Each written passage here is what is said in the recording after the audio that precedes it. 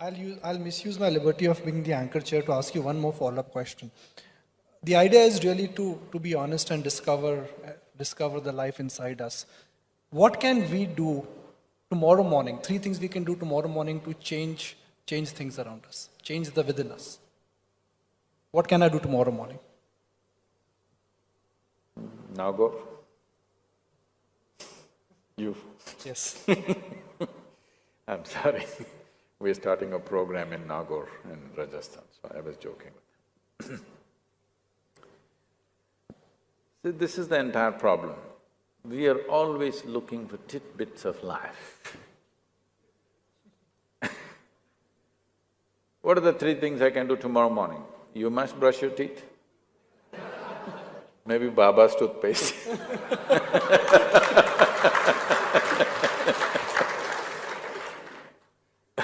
I don't know how it is, I have not used it yet, I think I should use it.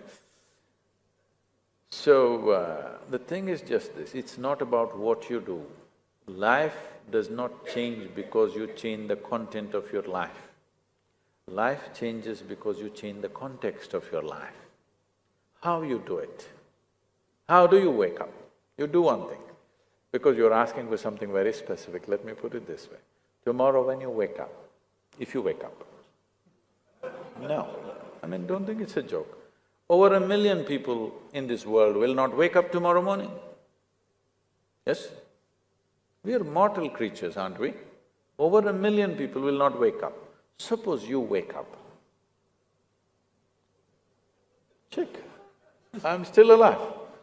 It's fantastic, isn't it? Over 1 million people did not get up tomorrow morning. They did not say another day. But you and me woke up, wow. Can you smile? That you're still alive? Smile. Then check the few people who matter to you in your life. 4, 5, 10 people who are around you who matter to you, check if all of them are alive. Fantastic, they're also alive. Because if 1 million people died, at least 10 million people lost somebody who's dear to them, isn't it? You're alive, all the people who matter to you very much are alive. Fantastic. One more big smile, not at anybody, just because the biggest thing that's happening to you right now is that you're alive. Yes or no? What is the greatest thing that's happening to your life? Tomorrow morning, stock market went up 800 points, or you're alive, which is the biggest thing.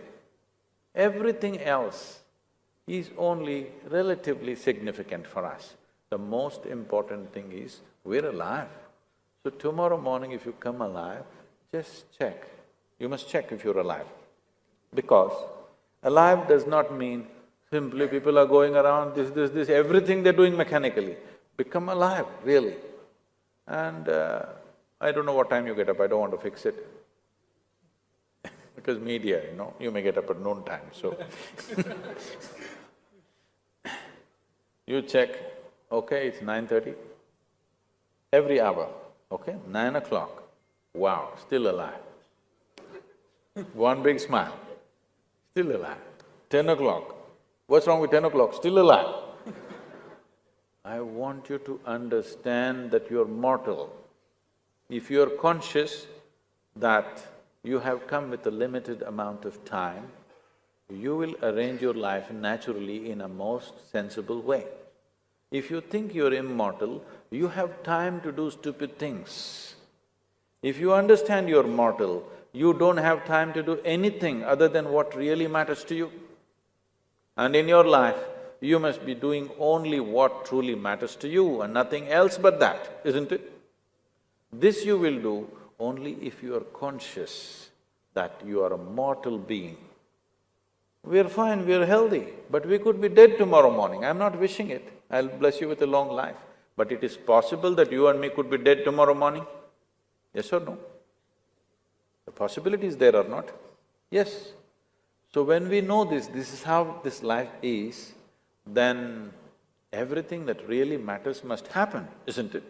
What is it that really matters to you? If you really look at it, you will see the only thing that really matters to you is You want to experience this life as profoundly as possible.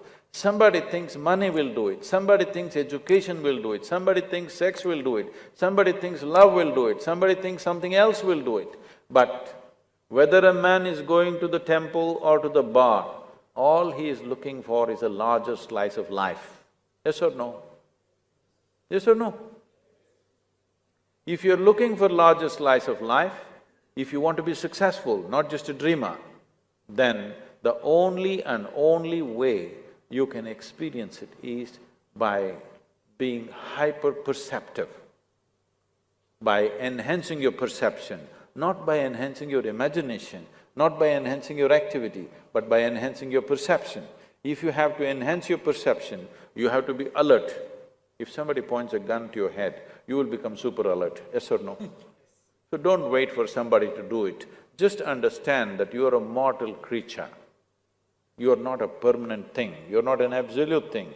You're here for a brief amount of time. I'm saying brief because if you're joyful, this is a bloody short life. If you're miserable, only if you're miserable, you have a long life. Because miserable people feel it's too long.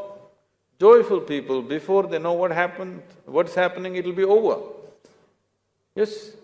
Have you noticed this? On a particular day you're very happy, 24 hours just went off like that.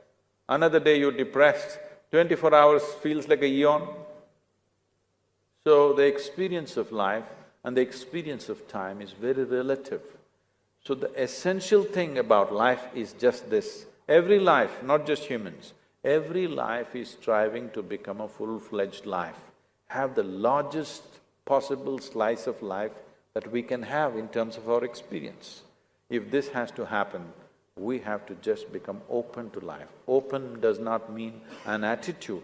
Open simply means we are fully on with life. We are not on and off, we're just on. If you are on, then life will happen. If you're off, you can't turn it on later on in the grave. This is the time to be on and you must be fully on. So just as a reminder, hourly check you do. If you're still alive, great, one big smile. Even if you're doing your show, people wouldn't mind.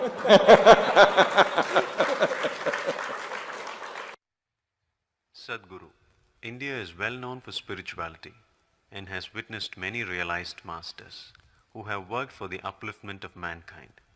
Even today, you're here amongst us and many other gurus are there. Still, India is in such a bad state. Why? India is the way it is right now because still it's in God's hands. Unless you take it into your hands and do something meaningful in this country, it will remain this way or get worse.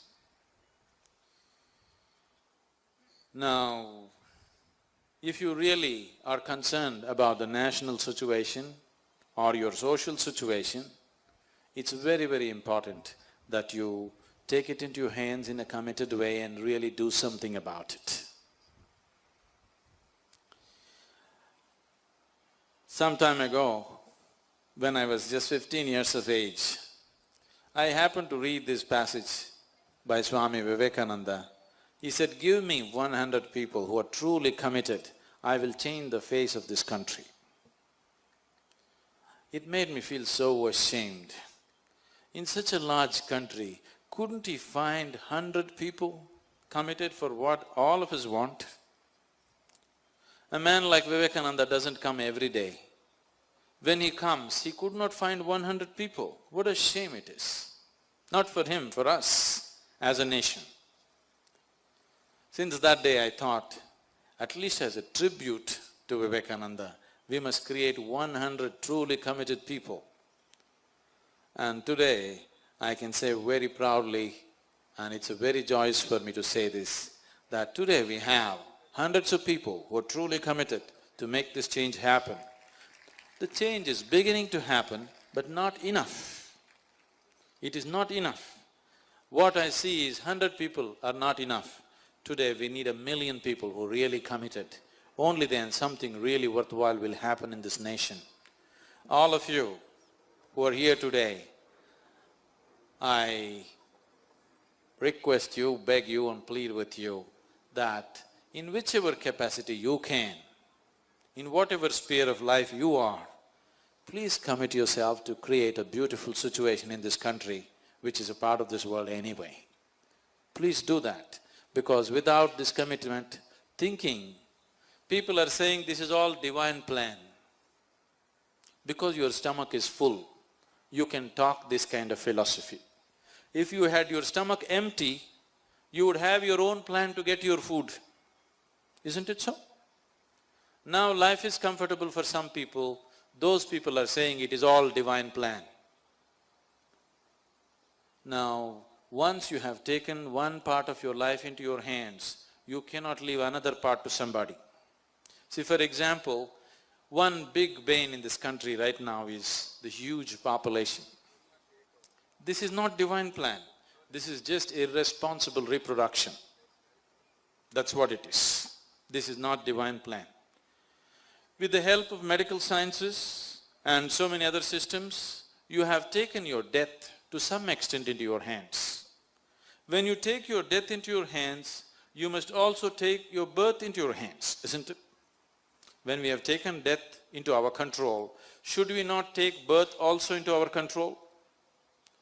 Now, you want death to be in your control, but you want birth to be in God's control. This will not work.